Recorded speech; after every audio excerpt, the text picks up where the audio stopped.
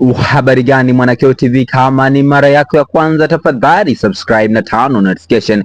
Karibu katika ulimwengu wa siasa. Jina langu ni Diwakeo TV. Uamuzi wa mapingamizi ya Lissu kutolewa leo. Mahakama Kuu ya Tanzania masjala ndogo ya Dar es Salaam leo Jumatano inatarajiwa kutoa uamuzi kuhusu mapingamizi yaliyowasilishwa na mwenyekiti wa Chama cha Demokrasia na Maendeleo Chadema Mheshimiwa Tundu Antipas Lissu katika kesi yake ya uhaini inayomkabili.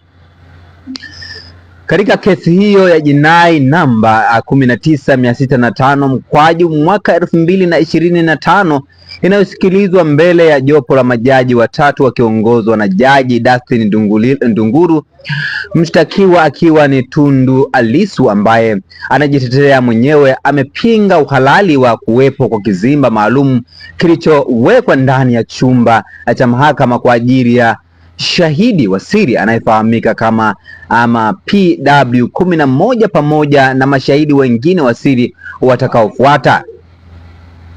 Lissu amedai kuwa kizimba hicho hakikubaliki kisheria na kinakiuka misingi ya haki ya usikilizwaji wa wazi na wa haki. Kwa mujibu wa hoja zake, uwepo wa kizimba hicho unaweza kuathiri mwenendo wa kesi na haki zake kama mshtakiwa.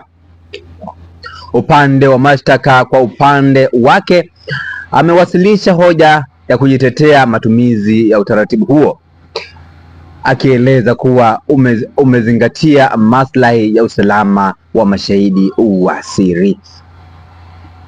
Kama Mwelekeo TV, ningependa kuona maoni yako ukiwasilisha hapo chini katika eneo la kuandika maoni kutokana na kesi inayomkabili mwenyekiti wa Chama cha Demokrasia na Maendeleo Chadema Tundu Antipas Lissu, kesi ya uhaini. Tunafahamu kwamba ilianza kesi hiyo kusikilizwa tarehe 9 na hatimaye siku ya leo inaendelea kuunguruma katika Mahakama Kuu ya Tanzania masjala ndogo ya Dar es Salaam. Jina langu ni Diwakeo TV, nitakuwa nakupa habari mubashara kabisa kutoka katika Mahakama Kuu ya Tanzania masjala ndogo ya Dar es Salaam. Bye bye.